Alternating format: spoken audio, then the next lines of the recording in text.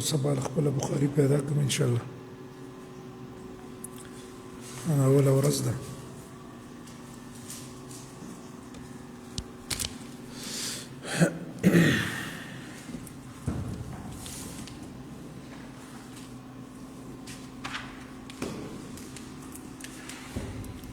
خیر چې ټیم نه مخکې شروع کړو زه دونه نه دی 15 منټه دي.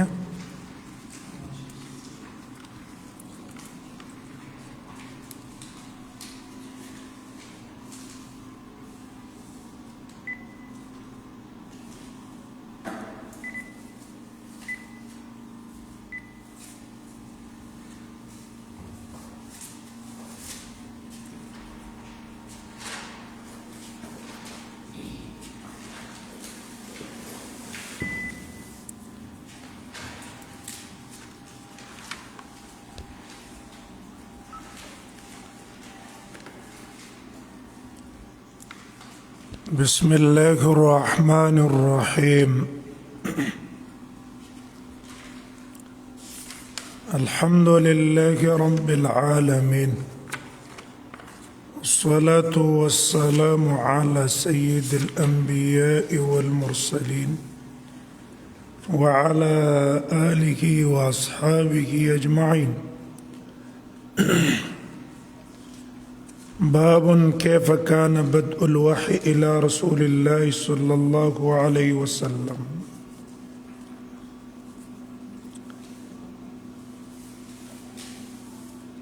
من ستاسو مخې ته دا کتاب چې من شروع وکړه دې ته ویل کېږي صحیح د امام بخاري. و دې دوره کې چې موږ تاسو څونه کتابونه وایو نو د دې ټولو کتابونو تعلق دی د علم حدیث را.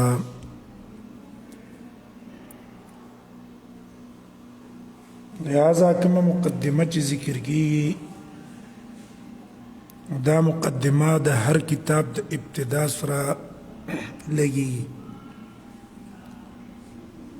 سنن ابي داود سرم دا، صحيح البخاري سرم، صحيح الترمذي، صحيح النسائي، صحيح ابن ماجه. تر دې چې وړه دوره کې موږ تاسو مشکات ویلی مصابیح د هغې سره د دې اولو خبرو تعلق دی.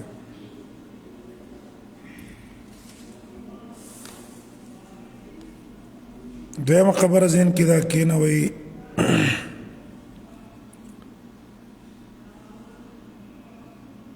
چې دې ټولو محدثونو چې څونه کتابونه لیکلي نو ترتیبونه جدا دي. چا د یو نه شروع کړي، چا د بل ځای نه شروع کړي، او چا خپلو شرطونو مطابق سادسونه راغستي چې پریخي نورو کسانو د خپلو شرطونو مطابق هغه راغستي. خو چې یو کتاب باندې سړی صحیح ځان پوهي کي صحیح نو بیا همدقه خبرې په دې ټولو کتابونو کې چلیږي.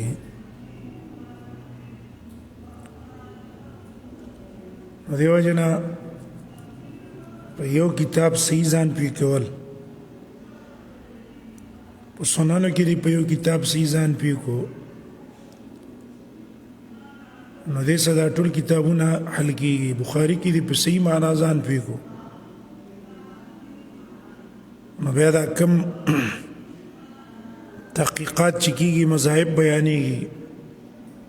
همدقه تحقیقات او مقه کتاب کې دي. او موږ به انشاءالله کوشش هم دی مثال کتاب ابو داود کی کتاب الجهاد وایو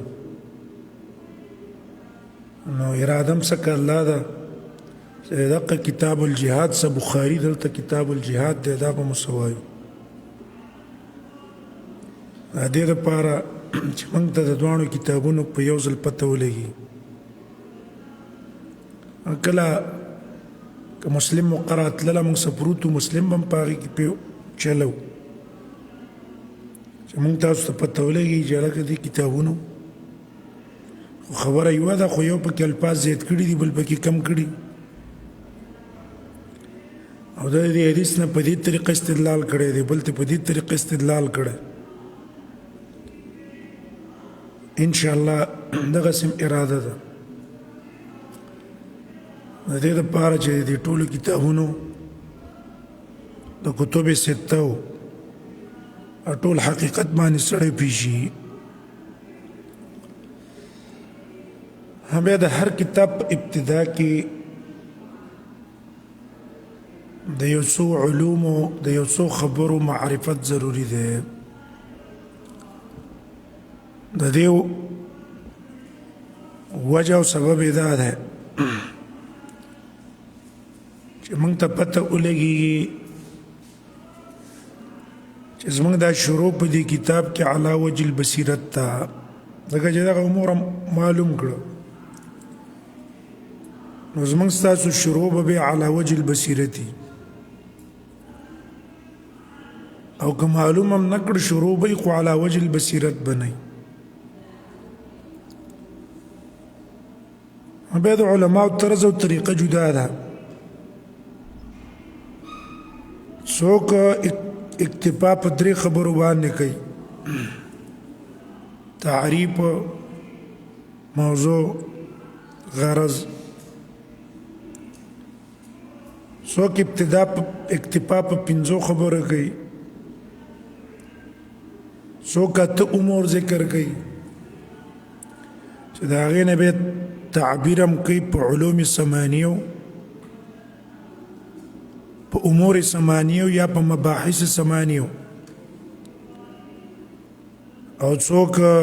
لس امور ذکر کوي یو شاعر تیر شوی دی صحبانو ته وایي هغه دغه لس واړه امور په یو شعر کې ذکر کړي اعلم ان مبادئ كل فن عشرة اعلم ان مبادئ كل فن عشرة الحد والموضوع ثم الثمرة وپویشه په دې چې مبادئ د هر فن لستی الحد یو تعریف ده والموضوع دویم موضوع ده ثم الثمرة بیا د هغې نتیجه او غایه ده الاسم او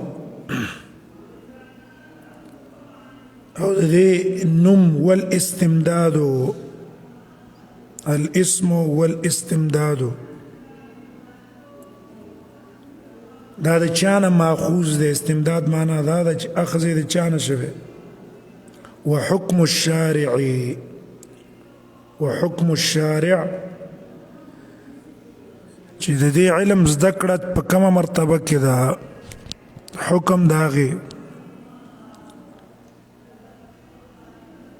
او بل وفضله ونسبته وفضله ونسبته والوازع ومسائل والبعض بالبعض اكتفى ومسائل دي کی نور مسائل لمني والبعض بالبعض اكتفى او بعض په بعض باندې اکتفا کړي ومن در الجميع حاز الشرف او که دا ټول سړی ازده کی لسوانه نو حاز الشرف د انسان شرافت اغزان د پاره حاصل کړو حاز الشرف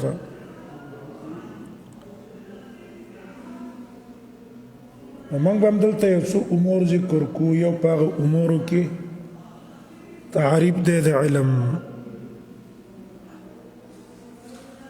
چې علم حدیث څه ته وایي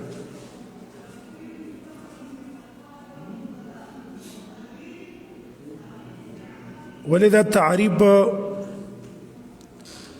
اگر ابو داود کې به پکار ده، ترمذی کې ده، په نسائی کې ده، په مسلم کې ده، د ټولو سره یو تعلق ده. نو دې علم ته علم الحديث وایي.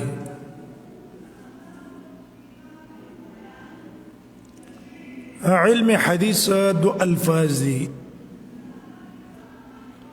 یو ته علم ویل کی، بل ته حدیث ویل کی، چې دا دواړه مرکب شوي دي. نو نوم ګرځېدلی د پاره د دې پن د پاره نوم ګرځېدلی دی، دې ته علم حدیث وایي.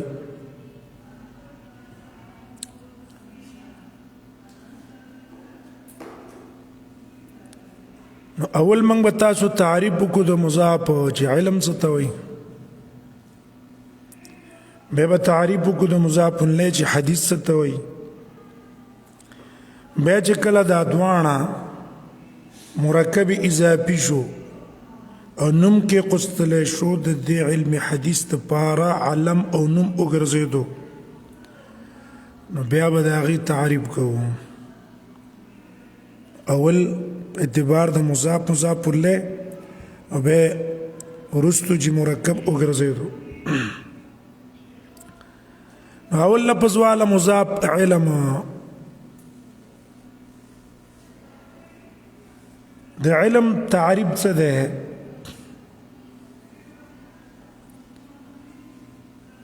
نو بیا ذهن کې کښېنوئ دا کم تعریف چې درته کوم کتاب به راشي که نه، بخاري کې کتاب العلم، مشکات کې به راځي کتاب العلم. چېرته لفظ د علم راغی دا مباحث د هغه ټولو څه کېږي، هغې څه لګېږي. سبا تاسو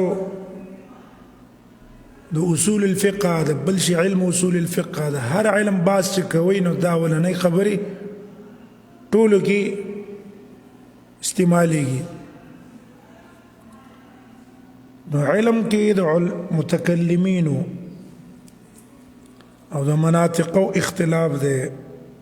د هغې په تعریف کې، په تعریف د مطلق علم کې. او په دې کې یو قول دی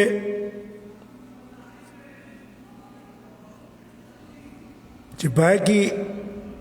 امام رازی هم دی او نور علما دي، هغوی دا علم ضروری دی، بدکی دی، ضروری دی. یتعذر تعریفه د دې تعریف کول موږ ته متعذر دي، ګران دي.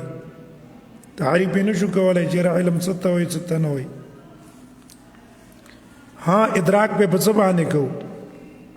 ادراک به په وجدان باندې کوو. وجدان څنګه؟ داسې به وایو هر عاقل ته دا معلومه ده، هېڅ دلایلو ملایلو ته ضرورت نشته ده چې علم منقسم دی دوه قسمونو ته، یو ته ضروري وایي، بل ته نظري او مکتسب وایي. نو دا تقسیم موږ د څه د وجې نه کوو؟ وجدان د وجې نه. هر عاقل ته دا معلومه ده او دلیل دا ویلی دی چې ګوره که موږ دا علم نظري کو نو دا تعریف د علم چې موږ معلومو خو په څه بیا معلومو؟ علم بیا معلومو. نو دا تعریف د علم چا ته محتاج شو؟ علم ته محتاج شو. بیا هغه علم نظری دی که نه؟ هغه تعریف د علم چې موږ معلومو په علم به معلومو، نو هغې له بل علم ته ضرورت دی. بیا هغه چې معلومو بل تعریف ته علم ته به ضرورت دی. نو څه راځي؟ تسلسل راځي. تسلسل باطل دی. نو لہذا د اول نه موږ څه قول وکړو؟ موږ دا قول وکړو چې علم دا بدهي دی. د دې وجه نه سلم کې تاسو ویلي هو من اجل البدیهیات، دا ډیر ظاهر بدیهي دی تعریف پې کېدی نه شي تقسیم به موږ په څه باندې کوو عقل باندې کوو هر عاقل ته بس دا معلومه ده اوس ته وایې چې یاره د نور تعریف ما ته وکړه نو د نور تعریف څوک نه شي کولی خو هر چا ته پته ده چې تپش هم پکې الله ایښی دی او ګرمي هم پکې ده او چې راوخېږي رڼا مو سره راځي چې پټ شي تیاره راشي دویم قول د علماو دا دی چې په هغه علماو کې جویني صاحب چې مشهور دی په امام الحرمین دا هغه دی هغوی دا علم نظري دی خو دونه ده چې یتعثر تعریفه د دې تعریف ګران دی تعریف یې نشو کولی ټیک د نظري دی خو تعریف یې کولی نشو ها موږ چې معلومو نو په تقسیم به معلومو لا طریق الى معرفة الا القسمه والاستدلال موږ چې دا علم معلومو نو په څه معلومه یو تقسیم څه به معلومو نظری ته بدهی ته به تقسیمو او اسی استدلال په ذریعہ باندې به معلومو دسی وایو چې العلم الاعتقاد معنى الاعتقاد اما جازم او غير جازم اعتقاد یا جازم دی یا غیر جازم دی جازم چې دی اما مطابق للواقع مطابق په د واقع سره وي یا به نه غیر مطابق او بیا بس هغې څه به ګورو نو مطابق و هغې ته تصدیق وي مطابق نو هغې ته کې څه ویلی کېږي که جزم پکې و تصدیق شو او که جزم پکې نه و ته تصور ویلی کېږي دریم قول د علماو دا دی چې نه دا علم نظري دی خو تعریف یې متعذر نه دی تعریف کولی آسان دي څه ګران نه دي تعریف یې متعذر نه دی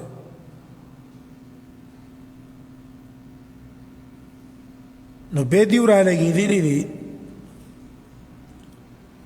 مختلف تعریفونه یې کړي دي انا مختلف تعبیرونه یې کړي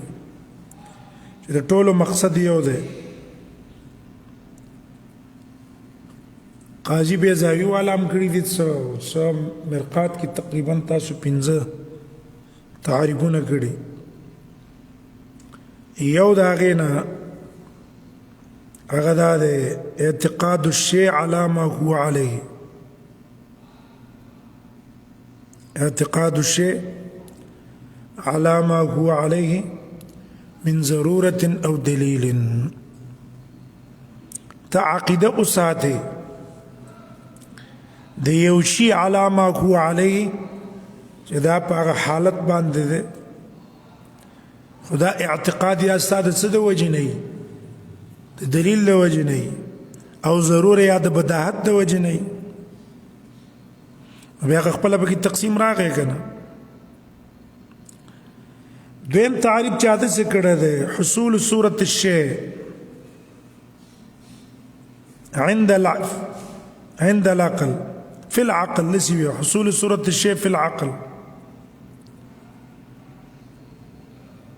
یا چا تعریف کړی دی الصورة الحاصلة عند العقل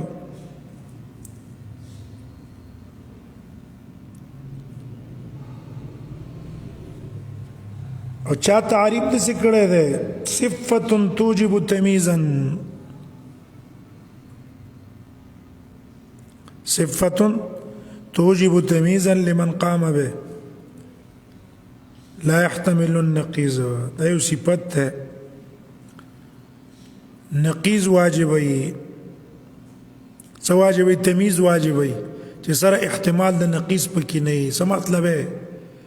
من تاسو یقین راغی چې بار باران دی دا باران موږ ستاسو یقین راغی خپله موږ ته وشو چې هلکه باران دی او غیر باران حالت نه دی د هغې نقیص پکې نشته دی چې شینوالی د اسمان دی مثال په طور یا بار زید ولاړ دی نو زموږ ستاسو یقین کې رالو چې څه دی ولاړ دی د دې نقیص چې هغه څه دی ناسته ده هغه پکې څه نشته هغه پکې نشته دا خو تعریف وکړو موږ تاسو د مضافو دویم لفظ حدیث دی نو حدیث په لغت کې ویل کېږي ضد القدیم د قدیم ضد ته ویل کېږي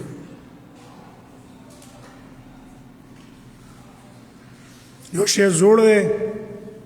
یو نوی دی ولې حدوث څه ته وایي حدوث ضمې سره کون الشیء بعد ان لم یکن یو شی کېدل پس د هغې نه چې مخکې نه و یو شی مخکې نه و اوس څه شولو اوس پیدا شو دې ته ویلی کېږي حدوث ټیک شوه باب نصرین سرور راځي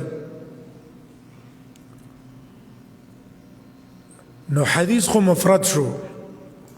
بیا وروستو د دې اطلاق شوی دی د دې حدیث اطلاق په لغت کې وروستو شوی دی په کلام باندې هر هغه خبره چې موږ تاسو کوو دې ته څه ویلی کېږي حدیث دیو جن جوهری سے وایي چې الحدیث الخبر قلیله وکثیره کلام ته ویل کېږي چې ته په هغې په ذریعه باندې خبر ورکړې که لږي او که ډېرې دي ټولو ته که لږ خبره دې وکړه که ډېره دې وکړه دې ټولو ته څه وایي حدیث وایي بیا به وجه وروستو بیان کړو انشاءالله چې چونکې دې خبرو څخه نوی نوی علم تا ته حاصلېږي لکه موږ تاسو په دې درس کې خبرو کې نوی نوی علوم موږ ته راځي که نه نو په دې کې معنا د څه دی د حدوث ته نوی علم زموږ ستاسو زړه کې زموږ ستاسو په ذهن کې پیدا کېږي نو د دې وجه نه دې ته څه ویلی کېږي حدیث اطلاق په شوی دی بیا د دې احادیث حدیث خو مفرد شو احادیث جمع ده نو یو قول دی د کشاف والا زمخشری صاحب هغوی دا احادیث اسم جمع ده خپله جمع نه ده اسم جمع ده د پاره د حدیثن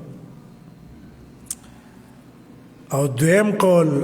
د عام علماو ده هغوی نه دا جمع تکثیر ده د پاره د حدیث على خلاف القیاس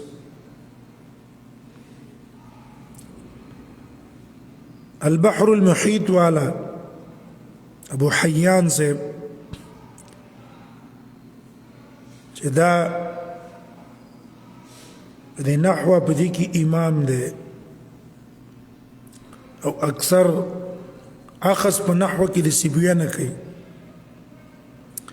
هغه په کشاف والا باندې رد کړی چې کشاف والا وایي چې ګینې دا اسم جمع ده وایي دا قول څه دی دا صحیح نه دی ځکه د اسم جمع اوزان د احادیث په وزن باندې نه ده راغلی بلکې دا جمع تکثیره ده لکه باطل جمع څه راځي اباطیل راځي که نه راځي او دغه اباطیل د باطل لپاره کومه جمع ده جمع تکثیره ده الحاصل احادیث یا جمع تکثیر شو د حدیث لپاره یا اسم جمع شو د حدیث لپاره خپل معنی څه شو نوې پیدا کېدل بیا وروسته د اطلاق په چا کې راغلی الکلام قلیله وکثیره اوس چې کله علم الحدیث دا دواړه موږ مرکب کړه او نوم هم کې قستو د پاره دغه علم چې دا بخاري ابو داود ترمذی مسلم نسائی ابن ماجه موطا دا کتابونه په کیسه شوي دي دا په دې پن کې په دې علم کې لیکل شوي دي نو دا نوم د علم د پاره چې کله کې قستلی شو نو وس د دې تعریف په اصطلاح د محدثینو کې څه ده اما کې تعریف کوم اعتبار وکړو مضاف له جدا جدا کلم چې دوانه مرکب کړو نوم هم کې قصد د دې پند پاره نو وسغه د مضاف او د مضاف له معنی تملري کړی کنه د دې لپاره عالم وګرځو نو وس دقه تعریف د علم حدیث په اصطلاح د محدثینو کې نو علماء محدثین تعریف د څه کړي یو تعریف محدثینو کړي دی یو تعریف فقهاو کړي محدثین تعریف کړي دی ما اضيف الى النبي صلى الله عليه وسلم من قول او فعل أو تقرير أو صفة خلقية أو خلقية ما أضيف إلى النبي صلى الله عليه وسلم من قول أو فعل أو صفة خلقية أو خلقية أو ما اتصل بأحواله الشريفة صلى الله عليه وسلم قبل البعثة وبعدها عبارت تقولي ما أضيف إلى النبي صلى الله عليه وسلم من قول إضافة النبي صلى الله عليه وسلم تشوي نيابة إضافة قول شوي يابا إضافة فعل شوي تشریح او یا به د نبی صلی الله علیه وسلم تقریری دا په مکه به یو کار شوی رسول الله صلی الله علیه وسلم پاغي باندې رد نه کړ او صفه خلقيه او خلقيه او ما اتصل باحواله الشريفه قبل البعثه وبعدها دا تعریف محدثین کړه بیا د دې قیود فیدی بیانو دویم تعریف فقهاو او اصولینو کړه فقهاو اصولینو تعریف کړه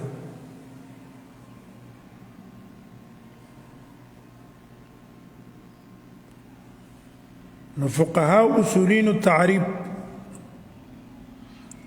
هايو دير مختصر ده عبارة عن أقوال رسول الله صلى الله عليه وسلم وأفعاله أقوال عبارة عن أقوال رسول الله وأفعاله ده عبارة ده النبي صلى الله عليه وسلم ده أقواله أو ده النبي صلى الله عليه وسلم ده أفعالنا ده كده رسول الله صلى الله عليه وسلم أقوال او په دې کې د رسول الله صلی الله علیه وسلم افعال څه شي دي دا ذکر شي دي نو راشي هغه په تعریف کې څو خبرې شوي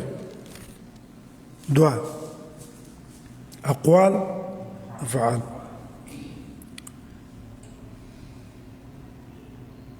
هم ولیدم اصولین په دې اکتفا کړي او محدثین وګت تعریف کړي د دې وجه دا ده چې فقهاو تعلق د چا سره ده د فقهاو تعلق د هغه احادیث سره ده چې دا غینه استنباط د احکام کیږي د حل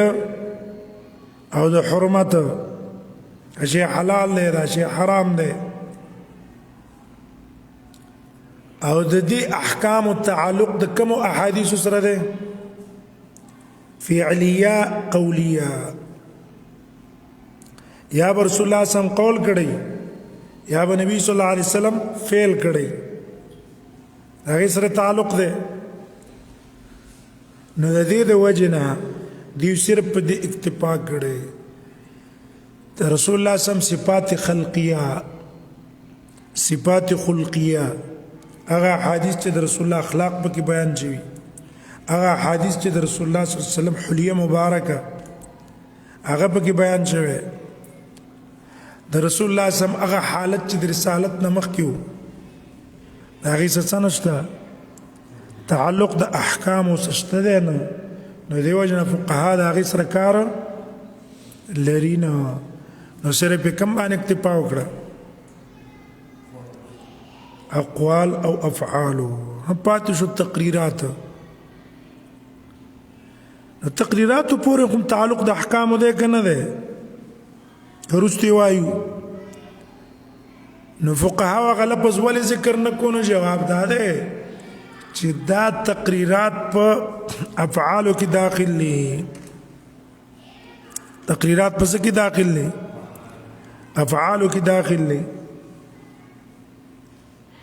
نو د دې د وجې نه چې وکړه فقهاو هغه ذکر نه کړه دا ورله کلا کو نو زه لږ دغه به ده هغوی درس هم دغه شوی ده نو لږ هوا به م راځي زه دا دره زه به کوشش کوم انشاءالله چې بل ځای ته دا کو بیا نو تقریرات چې پکې ذکر نه کړه که نه نو دا په چا کې داخل شو افعالو کې ولې ځکه دا تقریر څه ته وایي سکوت ته وایي د رسول الله سم مخې ته یو کار شوی دی رسول الله سم پې رد نه دی کړی سکوت یې اختیار کړی نو دا دلیل څه شولو دا فعل شو که نه ځکه دا سکوت هم یو فعل دی چپ کېدل فعل دی که نه دی نو په چا کې داخل شو افعالو کې داخل شو نو ځکه مختصر عبارت ویلی دی عبارت من اقوال رسول الله صلی الله علیه وسلم وافعاله تقریرات په افعالو کې داخلو او دغه نور حدیثونو سره د دې تعلق نه نو د دې د وجې نه هغه په تعریف کې ذکر هم نه کړو ها محدثین هغه ټول قسم حالات د رسول الله ذکر کوي که د هغې نه استنباط د احکامو کېږي او که نه کېږي خو چې ما اضیف الی النبي هغه ذکر کوي د دې وجې نه د دواړو په تعریفونو کې په فرق باندې انشاءالله پوه شوئ ذهن ته هم پرېوتو بیا ګوره دې تعریف قیودو ته ګورئ تاسو ځان څه لیکلی ما اضیف والله والا دا لفظ د ما اضیف محدثینو ځکه لګولی چې شامل شي درې قسمه احادیثو ته احادیث درې قسمه دي نخبة الفکر کې تاسو ویلي یو ته حدیث صحیح ویلی کېږي بے صحیح کې دوه قسمونه دي او بل ته حدیث حسن ویلی کېږي او بل قسم ته ضعیف ویلی کېږي او په حسن کې بیا دوه قسمه ولیکن اصل درې قسمه دي که نه صحیح حسن ضعیف د دې ټولو نسبت رسول الله ته پکې شوی دی په حدیثو کې دا ټول قسمه ذکر کېږي که نه چې رسول الله صلی الله علیه وسلم ته که نسبت شوی دی که صحیح حدیث دی که رسول الله ته نسبت شوی دی ضعیف حدیث دی او که حسن حدیث دی خو محدثین یې څه کوي ذکر کوي دی وجه په کتاب کې به حدیث راشي موږ تاسو په کلام کوم چې دا حدیث ضعیف دی وجه ضعف یې دا ده او نسبت چاته شوی دی او کتابونه کې څه دی ذکر دی دی وجه شرطونه کې موږ وایو امام بخاری په ټولو شرطونو کې اوچت شرط دی بیا پسې مسلم سخت شرط دی بیا پسې د ابو داود دی څه پوه شو انشاءالله نو ما اضیفه دا قید د دې دپاره ولګو دویمه خبره وکړله من قول او فعل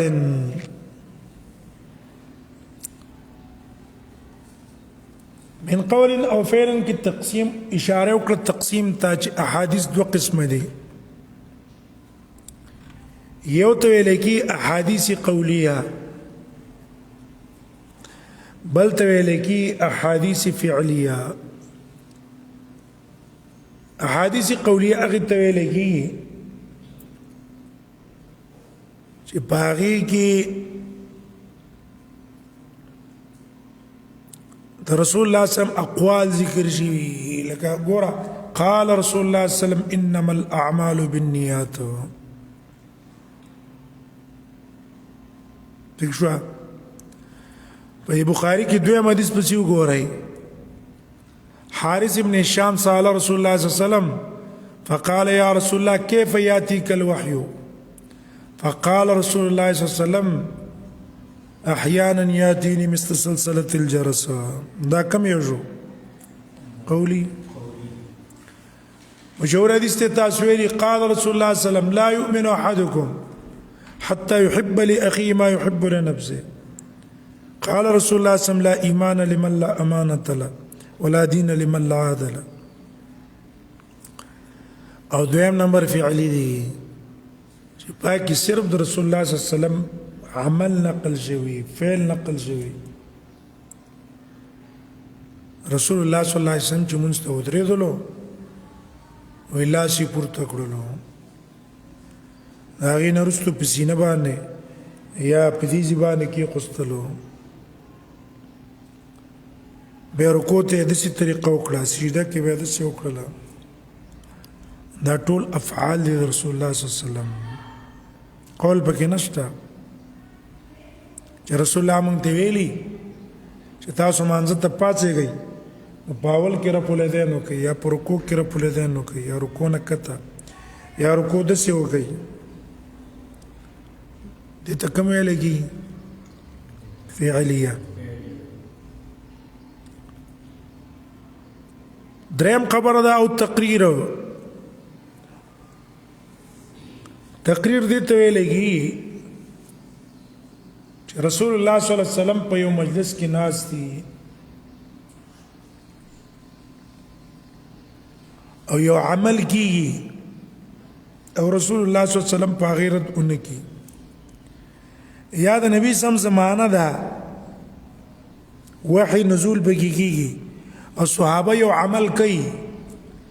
او رسول الله صلی الله علیه وسلم د هغې نه منع نه کړي. لکه د هغې مثال علما استدلال نیسي چې خاتمه خوړل جایز دي،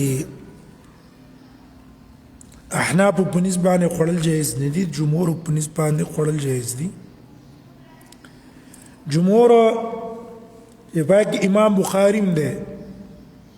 په دې بخاری کې دلیل نیولی خالد ابن ولید روایت ده، وی رسول الله صلی الله علیه وسلم په دسترخوان باندې ناست و، نو رسول الله صلی الله علیه وسلم ته خادمه راوړاندې شوله، نو ته ویلی شوې د الله رسول دا خادمه ده، استاغت الله سره قلو وی ما ورته ویلی د الله نبي دا حرامه ده، حرام هو. وی نه اوس موږ په علاقه کې دا نه وي، ما نه دي کله خوړلي، نو طبعا مې خوښې نه دي. خالد ابن ولید وی ما ځان ته راښکله، وی که حرام وی د رسول الله سم په دسترخوان به نه خوړلی کېدل. یا مثال موږ تاسو وایو په اینه باندې اودس نه ماتېږي، ځکه هغه صحابي رسول الله څوکیدارۍ ته ودرولی او اینه تې تلې ده اودس نه دی کړی، مونځ یې کړی، سر ته یې رسولی، او ظاهره دا ده چې رسول الله پې خبر شوی دی، دی ورته نه دي ویلي چې تا ولې مونځ په داسې حالت باندې وکړو. یا حدیث د جابر تاسو ویلی کنا نازل والقرآن ینزل، موږ به عزل کوو قرآن به نازلېدلو، نو که دا ناروا کار وی نو الله به پیغمبر ته ویلی چې دا څه کوي، دا دې نه منع کوي.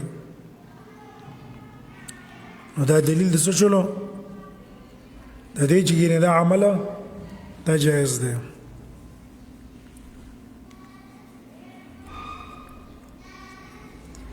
مثال د څه شولو؟ دا د تقریر شو انشاء په تقریر معنا ورسېده صفت خلقیه او خلقیه معنا دا ده چې پاکي د رسول الله صلی الله علیه وسلم خلقیه حلیه مبارکه پکې ذکرې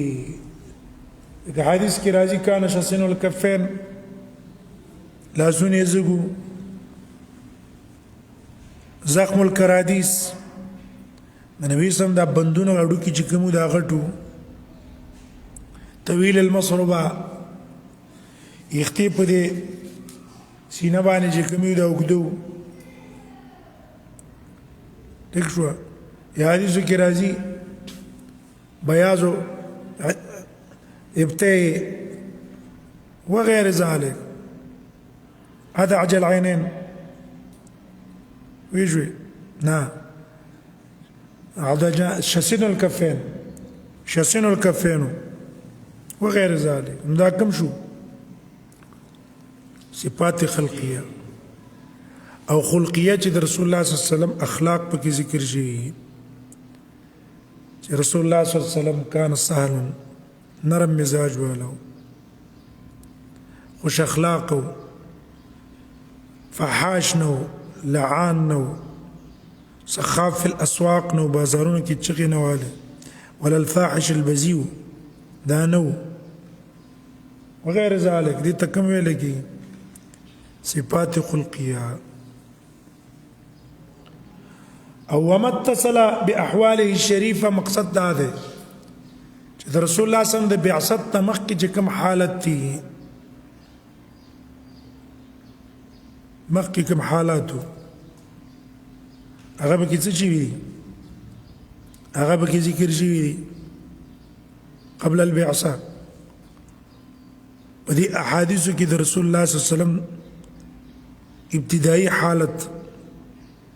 د نبوت نمک کی حالت شام ته تللو حالت ټول به ذکر دی کنه نو د مقصد دا شو هو سره شي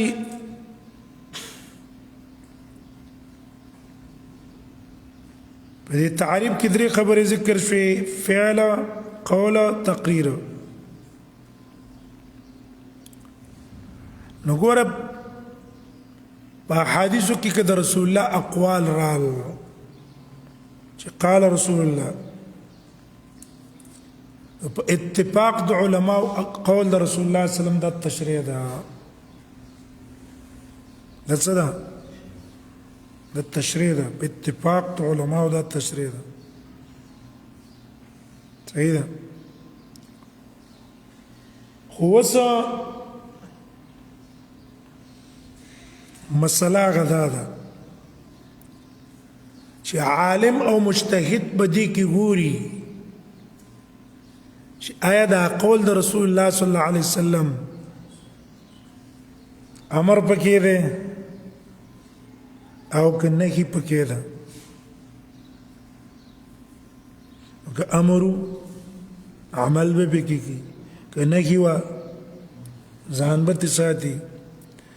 به په دې امر کې ګوري چیرې دا امر خودل تراغله دی آیا دا امر د وجوب د پاره دی کدا امر د استحباب د پاره دی او کدا امر د اباحت د پاره دی هغه قرینو دلایل په وجبانی به ګوري کنه دا امر کمی قبیله نه دقه سي نه کی هغه کې هم دا ګوري چې دا د کومې قبیلې نه ده دا نه کې د پاره د تحریم ده که دا نه کې د پاره د تنزیه ده په دې هم نظر اچي نور قال رسول الله چې پکې راغی بس دا په خپل څه شو شرع شو زمونږ د پاره اقتداء او پاغي باندې عمل کول دا په موږ تاسو دي خو صرف هغه درجو ته به ګورو شاطبی سے الموافقات کی دا خبره ذکر کړي دویم قسم هغه ته ویل کېږي التقریر نو تقریر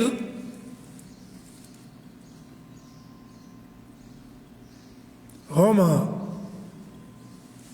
اتفاق د علماء باندې دا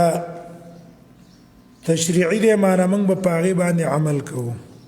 سبب یې کوو هغې باندې به عمل کوو خو صرف دا دی چې ګورو به چې رسول الله صلی الله علیه وسلم په مخکې یو عمل وشو نو که د دې نه مخکې رسول الله صلی الله علیه وسلم د یو کار نه منع کړي یا یې امر پې کړی او دلته په دې مجلس کې وروستو د هغې خلاف کار وشو رسول الله پرې رد ونه کو دا تقریر به دلیل د دې چې هغه مخکینی حکم څه شو هغه منسوخ شو اوس پې پوه شو که پې نه شوی دا تقریر به دلیل د هغې د نسخې او که مخکې امر رسول الله نه دی کړی او نه یې کړی خو یو کار وشو رسول الله پې خوشحاله شو نو دا هم دلیل شو زموږ دپاره د شرعي لکه مثال په طور باندې عام منافقانو رسول الله د خفه کولو دپاره به دا ویل چې یاره دا اسامه د رنګ نه تورو زید لږ سپینو نو دا اسامه د زید زوی نه دی دپاره د خفه کولو د رسول الله په دې کې دا دواړه مجنبوي کې پراته وو مدلجي ورته ویله مجزز المدلجي دی راغی او دې دواړو په ځان په کپړه باندې پټ کړی و خپې ښکاره کېدلې نو دوی ویل هذه الاقدام بعضها من بعض نو په دې رسول الله صلی الله علیه وسلم څه شروع خوشحاله شو عائشه رضی الله عنها وایي کور ته راننه او تبرق اساریر وجه نو دا خوشحالیم دلیل شو په دې چې دا قیافه یو دلیل دی د دلایلو د شرع نه اگر که اختلاف پکې دی وروسته بیا وایو حناف علما دلیل نه وایي جمهور دلیل وایي دې ته تقریر وایي دریم نمبر د رسول الله صلی الله علیه وسلم افعال دی نو په افعالو کې تشریع ده تفصیل دی تفصیل هغه داسې دی چې د رسول الله صلی الله علیه وسلم دا فعل یا به نبی صلی الله علیه وسلم د عادت په بنا کړی په عبادت په نیت به نه کړی د شرع په نیت به نه کړی دا به د رسول الله صلی الله علیه وسلم عادتي مزاج چوته وي یا داسې وایي جبلي چې کوم باندې الله پیدا کړی دی که نه مثال په طور رسول الله صلی الله علیه وسلم په یو ځای کې ناستی دی په یو ځای کې ملاستی دی یو طریقې باندې ناستی کړی ده ډډه اچولې ده ټیک شوه یا یو قسم خوراک د رسول الله صلی الله علیه وسلم خوښ و یو بل قسم خوراک کې مزاج سره موافق نه و خوښ یې نه و نو د داسې افعالو اقتدا په موږ تاسو نشته دا زموږ ستاسو دپاره شرعه نه ده مثال په طور رسول الله صلی الله علیه وسلم شات خوښ و كان رسول الله صلی الله علیه وسلم يحب الحلوى والعسل نو اوس که چا دا شي نه خوښي موږ به دا نه وایو چې یار دا ګینې متبع د سنت دی او د یو تن خوږ شی نه دی خوښ نو موږ به وایو چې ګینې دا څه دی شریعت نه مخالف دی نه یا رسول الله صلی الله علیه وسلم خادمه نه ده خوړلې ولې نه ده خوړلې ځکه چې وایي زما طبیعت نه غواړي بعضې خوراکونه به رسول الله نه کول د طبیعت د وجې نه که موږ اوس نه وخوړه هغې ته موږ ته به څه نه ویلی کېږي مخالف ته پیغمبر به موږ ته نه ویلی کېږي او که هغه کم د رسول الله چې کم خوښ وو هغه هم که پرېښودو نو په هغې په وجه موږ ته څه نه ویلی کېږي تارک د سنت به موږ ته نه ویلی کېږي كان رسول الله صلى الله عليه وسلم يحب العلوى والعسل لغه معنا شو پېښ شوی روایتو کې راځي ابن تیمیه رحمه الله مجموع الفتاوا کې نقل کړي چې عمر ابن خطاب په خپل دور د خلافت کې څه کسان ولیدل چې جمعات جوړ کړي په هغې کې به منځونه کول په نمبر ته پوه شو چې دا خلک څه کوي نو ته ویلی شو چې یاره دا مکان دی د خلکو د عبادت دپاره جوړ کړی دی او یاره دلته رسول الله صلی الله علیه وسلم د صحابو سره بیعت کړی و حدیبیه کې هغه ویل ښه مخکینی خلک چې تباه شوي دي خو په دې وجه باندې تباه شوي دي چې یې کړی دی هغه آثار د انبیاو نه زیات عبادت جوړ کړي بیا هغه وران کو او ویل که چا باندې وخت د مونږ راغی دلته د مونږ کې کني زیری دلته د مونږ ته ودرېږي ذکر رسول الله صلی الله علیه وسلم کو حدیبیه کې مونږ کړي په لار کې په یوځي کې پړاو اچول په کم نیت نه دی کړي په دین نیت نه دی کړي زه شم چې ګینه دا سنت ده دویم قسم دسی افعال دي چې رسول الله صلی الله علیه وسلم موږ ته کړي دي خو په هغه افعالو کې غرض تفصیل او وضاحت د قرآن چېرې د قرآن څه وشي تفصیل او وضاحت پکې وشي مثال په تور باندې قرآن کې الله موږ ته اجمالا اقیم الصلاة ویلې او تفسیر موږ ته به چا بیان کړي رسول الله صلی الله علیه وسلم ویلي موږ ته صلو کما رأیتمونی اصلي حج کې رسول الله صلی الله علیه وسلم موږ ته تفصیل کړي قرآن کې مطلق الله موږ ته ویلي ولله علی الناس حج البيت من استطاع الیه سبیلا تفسیر چا کړي رسول الله صلی الله علیه وسلم ته تفصیل کړي او موږ ته ویلي خذوا عني مناسککم معنا افعال د حج زده کوي ځکه زه وفات کېږم نو په داسې ټایم کې داسې افعال اقتدا موږ له څه ده هغه زموږ دپاره لازمه ده چې دې کې به څه کوو دې پسې به اقتدا کوو که نه ځکه رسول الله صلی الله علیه وسلم د افعال موږ ته په کم نیت کړي تشریح د قرآن یې کړي دریم قسم افعال داسې دي چې رسول الله صلی الله علیه وسلم کړي دي خو رسول الله صلی الله علیه وسلم د پاره خاص دي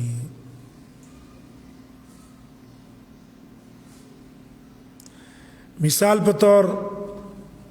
د نبی صلی الله علیه وسلم د پاره څلورو ښځو نه زیات سره نکاح جایز و رسول الله صلی الله علیه وسلم په غیر د مہر نه نکاح ولا جایز و نبی صلی الله علیه وسلم باندې وتر فرض و همدارنګه صلات ضحا په فرض و رسول الله صلی الله علیه وسلم صلات ضحا کړي خو فرضیت هغه پورې خاص ده موږ باندې فرض نه دي او موږ د پاره د څلورو ښځو نه زیاتې جایز نه دي موږ به دا نه وایو چې رسول الله یولس ښځو سره نکاح کړې ده نو موږ له هم ګینې زیاتې جایز دي نه قرآن کې موږ ته ویلي دي چې دا د رسول الله دپاره خاص وي نکاح بلا مهر دا صرف د رسول الله خصوصیت بل چاله جایز نه اوس پیچوي دا قسم افعال د رسول الله صلی الله علیه وسلم من باندې اقتدا په نشته او نه به پسې کوه د رسول الله خصوصیت څلورم قسم د سي افعال دي چې رسول الله پورې خاص هم نه دي او نبی صلی الله علیه وسلم موږ ته پکې د قرآن تشریح په نه ده کړې او رسول الله صلی الله علیه وسلم هغه فطرت سره جبلیت سره تعلق نه لري ٹھیک شو او نبی صلی الله علیه وسلم داسې افعال کړي دي نو ګورو به اوس کدی افعالو کې معنا د تقرب او نزدېکت په الله ته نو موږ به د رسول الله صلی الله علیه وسلم په دې افعالو کې اقتدا کوو شپې شوي څه پکې وه معنا د تقرب پکې وه نو موږ به هم کوو مثال په طور رسول الله 2 رکعاته کړي او دوام یې په نه دی کړی موږ هم څه به کوو هغه به کوو رسول الله په خلاص باندې خوراک کړی ټیک دا کې امر هم کړی کول به یمینی په خلاص خوراک کوو نو موږ د پاره څه ده تشریح نه دا کنه هغه په باندې د تقرب به کې کړی او که چرته معنا د تقرب پکې نه وه نبی سم پټکیواله شملې دوانه شاته بریخي دي نبی صلی الله علیه وسلم اخت بریخي دي یا تر وګو پور را رسیدلی دي یا تر وګونو پور را رسیدلی دي نو اوس دا نبی صلی الله علیه وسلم موږ ته په نیت د عبادت نه دي کړي او نه په دې کې معنا د عبادت شته آیا د داسې افعالو اقتدا به موږ کوو که نه به کوو څه پوه شئ د داسې افعالو اقتدا موږ له څنګه ده بیا په دې کې 2 قوله د علماو دي یو قول دا دی چې د دې اقتدا موږ تاسو له کول پکار دي چې موږ یې څه کوو د دې اقتدا وکړو د عموماتو د وجنه قرآن کې مطلقاً موږ ته امر شوی دی اطیعوا الله واطیعوا الرسول ان کنتم تحبون الله فاتبعوني دا هم دې ته شامل دی عمر بن خطاب رضی الله عنه حجر اسود ته وکته که نه ویل اني اعلم انك حجر لا تنفع ولا تضر ما ته پتر ته کاڼې نه پیدا ورکولی شي ضرر ورکولی شي او که رسول الله صلی الله علیه وسلم خپل کړی نه وی ما به څه نه وی کړی ما به نه وی خپل کړی خو د رسول الله د اقتدا د وجې نه زه تا ښکلوم ټیک شو او دویم قول دا دی چې یاره په دې کې اقتدا سره مستحبه نه ده په دې کې اولنی قول راجح دی چې داسې افعالو اقتدا موږ تاسو له پکار ده انشاءالله په تفصیل باندې پوه شوئ چې افعالو کې تفصیل دی هغه فعل به تشریح زموږ دپاره چې رسول الله صلی الله علیه وسلم موږ ته کړي وضاحت د قرآن او یا په نیت د تقربه د عبادت د هغې اقتدا په موږ تاسو باندې کوو بیا یو بله مسله ده تعارض راشي په مابین د قول او فعل کې سبا به ووایو انشاءالله ځای چې تنګ نه شئ اوله ورځ هم ده صحیح ده